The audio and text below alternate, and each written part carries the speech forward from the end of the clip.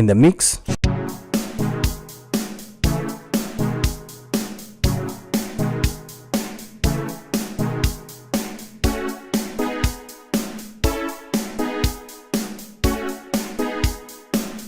Hello, welcome to Pro Mixing and Mastering. Today I'm going to teach you and show you how to mix your snares, your kick, your hi-hat, left crusher and right crusher, and then the rest can be built up from there. So the first thing that I love to do is mix my kick. You've got to shape your kick the way you want your kick to be. So this is how my kick sounds like. I wanted my kick to sound like that. I threw in Decapitator. Decapitator is a powerful plugin when it comes to shaping the way you want your kick to be. I wanted the kick to have that low end and also to duck in the background just a little bit. So to make that effect happen, I had to use Decapitator. Now without Decapitator, this is how the kick sounds like. Everything is all over the place. It's not in one place, but immediately I like turn on the Decapitator. Now in the mix,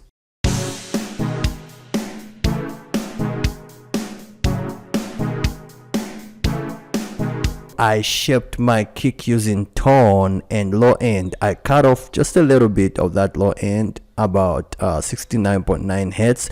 Then my tone, I took it all the way to this side. I brightened it just a little bit to just make it cut through a little bit, and then I had to do a high cut. I removed the highs just around 357 somewhere there. So let me take it back.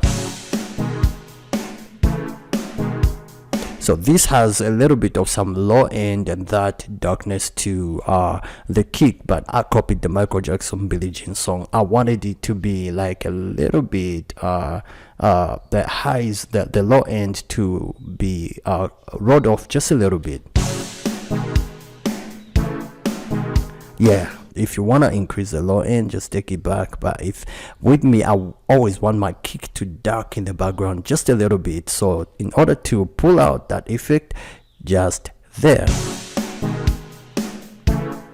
And the second thing that I usually work on is snare. You have to really like shape the way you want your snare to be. Decapitator being my first plugin, then I have also used Virtual Mix Rack. Let me play this, that I'm gonna turn off these two so you guys can really like listen to how hard and how sharp the snare sounds like.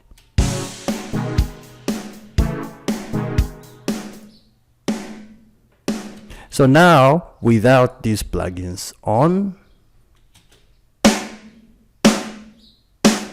really hitting so hard, so you don't want your snares to like just sound natural. You have to work on them. Why did I do that? I wanted to take out that brightness, like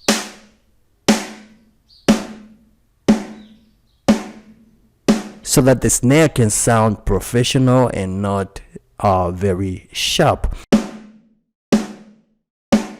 I did increase a little bit. I didn't roll off the low end. I wanted it to just hit a little bit harder, but with that body to it.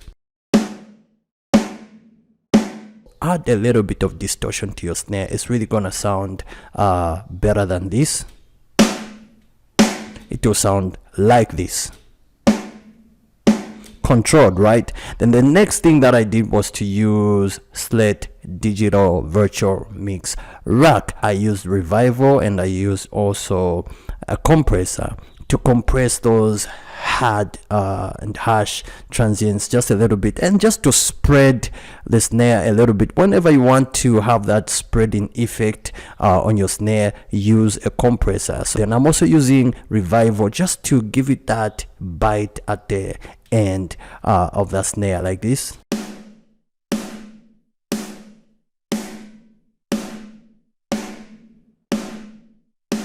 So around 10.8 somewhere there, it really sounds nice. I used also FGS to roll off some of that low mid frequency, 2.0 dB, this one right here.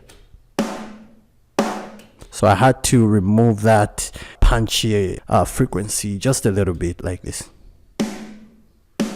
so that some of that frequency can be rolled off. Watch what is gonna happen when I take my threshold all the way to this side. There is a certain effect that won't be there. If you want to spread your snare a little bit, use a compressor. So let me turn off this.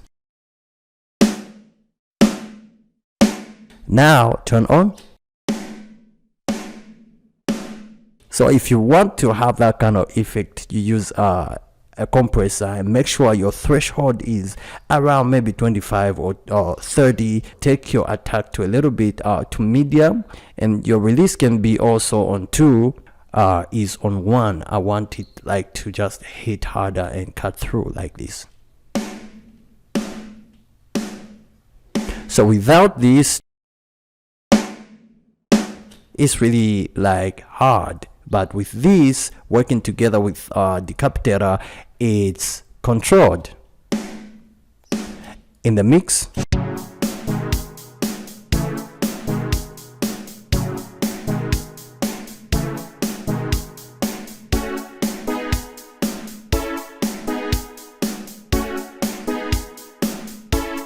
so right now I'm having that sound that I'm looking for. Our left and right crusher. I usually put my left and right crusher, and in case you're wondering what type of drum plugin that I'm using MT drum kit. This, so whenever you want to control the loudness of your crushers and just to put them in that place where your drums just sound great, throw in Decapitator. Decapitator will control the way your left and right crushers sound like.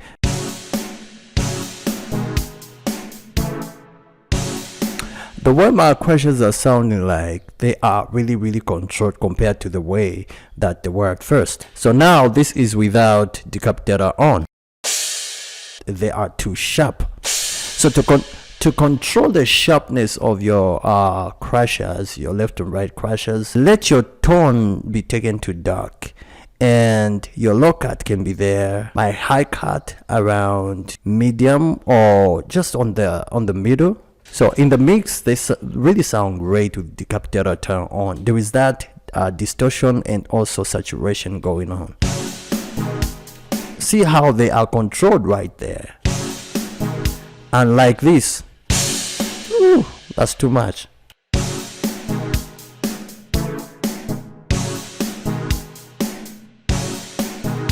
And now I have my hi-hat right here. I used Decapitator and also virtual mix, right? But this time I only used Revival to raise it up just a little bit. Due to it being like a hi-hat, there is need for it to be brightened up just a little bit. So I'm using Revival. Then I'm also using Decapitator to shape my tone. This time my dark is not on like too much. I've taken it a little bit just to, so without this and without this is how the hi-hat sounds like. Very dry, but once you throw in Decapitator and a Revival, what you have right now is just that hi-hat, which is cleaned up and sounding professional. Without Decapitator, and now let's add a little bit of distortion to it. Nice, right?